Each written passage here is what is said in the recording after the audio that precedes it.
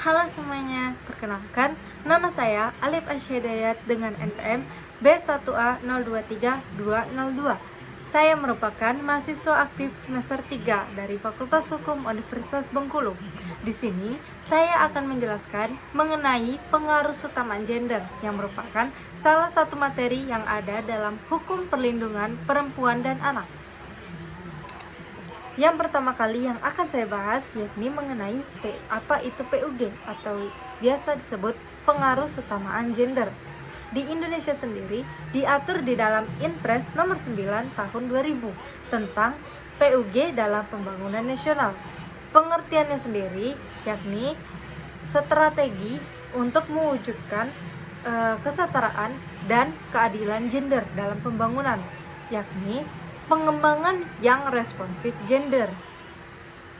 Selanjutnya, aspek gender sendiri terintegrasi dalam perumusan kebijakan, program, dan kegiatan pembangunan, dimulai dari perencanaan, pelaksanaan, serta pengendaliannya. Artinya, laki-laki dan perempuan mempunyai kesetaraan dalam merumuskan kebijakan, program, dan kegiatan pembangunan, melaksanakannya, dan menikmati hasil-hasil pembangunan tersebut. Secara eksplisit, Indonesia sendiri telah menyepakati hasil dari Kongres Perempuan Sedunia keempat di Beijing pada tahun 1995, yakni mengenai gender mainstreaming atau pengaruh utamaan gender yang biasa kita singkat dengan PUG. Dalam lampiran instruksi Presiden nomor 9 tahun 2000, PUG adalah strategi yang dibangun untuk mengintegrasikan gender menjadi satu dimensi integral dari perencanaan, penyusunan, pelaksanaan, pemantauan, dan evaluasi atas kebijakan program nasional. Tujuan dari pengaruh utamaan gender sendiri ialah terselenggaranya perencanaan, penyusunan, pelaksanaan, pemantauan, dan evaluasi atas kebijakan dan program pembangunan nasional yang berperspektif gender dalam rangka mewujudkan kesetaraan dan keadilan gender dalam kehidupan berkeluarga, bermasyarakat, berbangsa, dan bernegara. Selanjutnya, saya akan membahas mengenai prinsip-prinsip penerapan pengaruh utamaan gender di Indonesia. Yang pertama, ada menghargai keragaman dan pluralitas, yang artinya menerima keragaman etnis, budaya, ras, agama, dan adat istiadat, karena bangsa Indonesia sendiri dalam kehidupan sehari-hari terdiri dari berbagai suku bangsa, agama, dan adat istiadat yang merupakan kekayaan potensial dan keragaman yang perlu dipertahankan di dalam pengaruh utamaan gender tanpa harus mempertentangkan keberagaman tersebut. Yang kedua, bukan pendekatan dikotomis. Pendekatan tidak bersifat hitam di atas putih, tetapi melihat persoalan dari berbagai sudut kepentingan, baik kepentingan laki-laki maupun kepentingan perempuan. Selanjutnya atau yang ketiga, melalui proses kemampuan, sosialisasi, dan advokasi.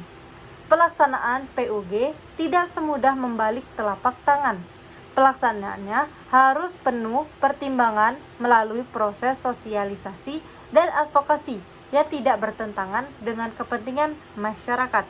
Dan yang terakhir, menjunjung tinggi nilai HAM dan demokrasi sehingga diterima oleh seluruh lapisan masyarakat. Selanjutnya, apa saja sih keuntungan menyelenggarakan pengaruh utamaan gender? Keuntungannya sendiri terdiri dari 4. Yang pertama, ada laki-laki dan perempuan memperoleh akses yang sama pada sumber daya pembangunan. Yang kedua, laki-laki dan perempuan berpartisipasi yang sama dalam proses pembangunan, termasuk proses pengambilan keputusan. Yang ketiga, laki-laki dan perempuan memiliki kontrol yang sama atas sumber daya pembangunan. Dan yang terakhir atau yang keempat, laki-laki dan perempuan memperoleh manfaat yang sama dari hasil pembangunan. Komponen dan kunci PUG. Yang pertama, harus ada data terpilah menurut jenis kelamin yang menunjukkan kuantitas dan kualitas secara gender. Yang kedua, perangkat dan kerangka analisis Yang ketiga, partisipasi masyarakat. Yang keempat, kemampuan dan keterampilan. Yang kelima, perubahan kesadaran dan sensitivitas. Selanjutnya, saya akan membahas mengenai apa saja sih hambatan dan tantangan yang ada di dalam pengaruh kesetaraan gender. Yang pertama, masih kuatnya budaya patriarki. Yang kedua, masih tingginya tindak kekerasan terhadap perempuan. Yang ketiga, belum tersedianya data pembangunan terpilih menurut jenis kelamin, sehingga sulit menentukan masalah-masalah gender yang ada. Yang keempat, belum adanya mekanisme yang sistematis untuk menyusun kebijakan khusus sementara. Yang kelima, belum maksimalnya anggaran yang disediakan sektor pusat dan daerah untuk mengatasi kesenjangan gender dan program-program pemberdayaan perempuan dan keadilan serta kesetaraan gender. Yang keenam, belum adanya mekanisme pengumpulan data dan statistik yang berdasarkan jenis kelamin dan isu atau masalah persoalan gender. Selanjutnya, apa saja sih tantangan dan hambatan pengaruh kesetaraan gender yang ada di dalam bidang pendidikan? Yakni kurangnya data dan informasi, baik kuantitatif maupun kualitatif, tentang data terpilah atau data angka laki-laki dan perempuan terhadap penyebab buta aksara, rendahnya rata-rata lama sekolah, masih relatif rendahnya akses dan partisipasi perempuan terhadap informasi dan teknologi. Di bidang kesehatan sendiri, hambatan dan tantangannya adalah hambatan yang dialami baik dalam upaya percepatan penurunan AKI, AKB, pemberian ASI, pencegahan penyalahgunaan nafsa, dan penyebaran HIV/AIDS pada perempuan. Adanya masalah yang terkait dengan tata nilai sosial dan penafsiran ajaran agama dalam sebagian masyarakat yang belum sejalan dengan kesetaraan dan keadilan gender atau KKG, serta masih rendahnya partisipasi laki-laki, keluarga, dan masyarakat dalam penghormatan dan pemenuhan hak reproduksi dan perempuan. Selanjutnya, di bidang ekonomi terdapat hambatan dan tantangannya sendiri. Yang pertama, rendahnya pendidikan perempuan dan masih terbatasnya lapangan kerja formal bagi perempuan. Yang kedua, masih adanya anggapan umum dalam masyarakat bahwa peran perempuan adalah di ruang domestik atau di ruang rumah tangga, dan pendapatan perempuan dianggap sebagai tambahan pendapatan keluarga, sehingga perempuan mendapat bagian pekerjaan yang sifatnya marginal atau tidak permanen dan berubah-ubah.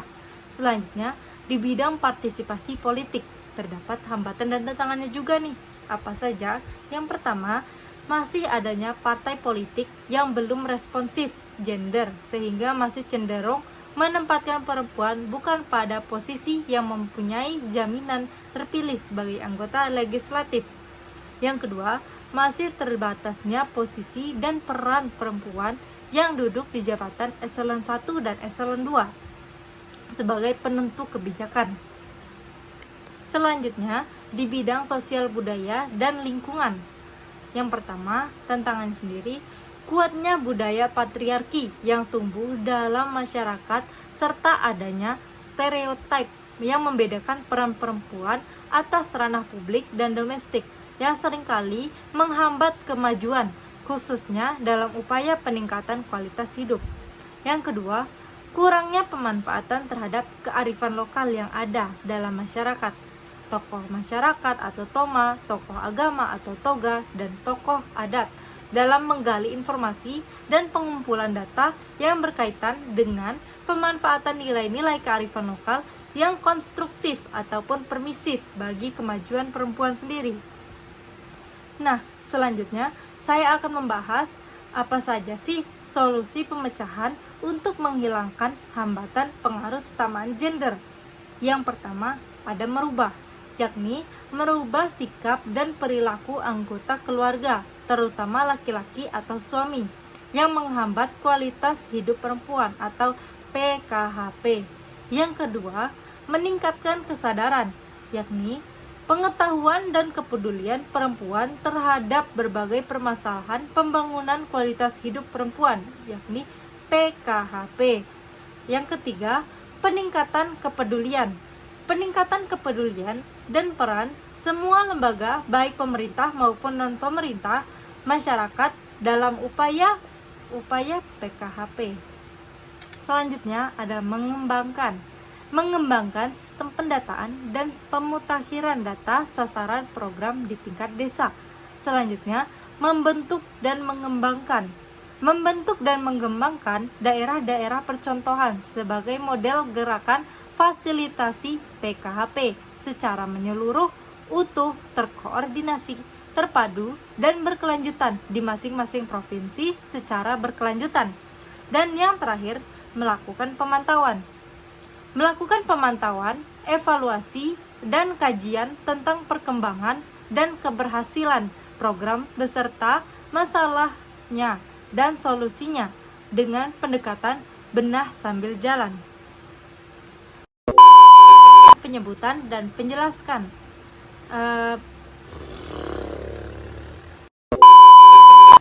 Baik semua, mungkin hanya sampai situ saja yang dapat saya jelaskan kepada kalian.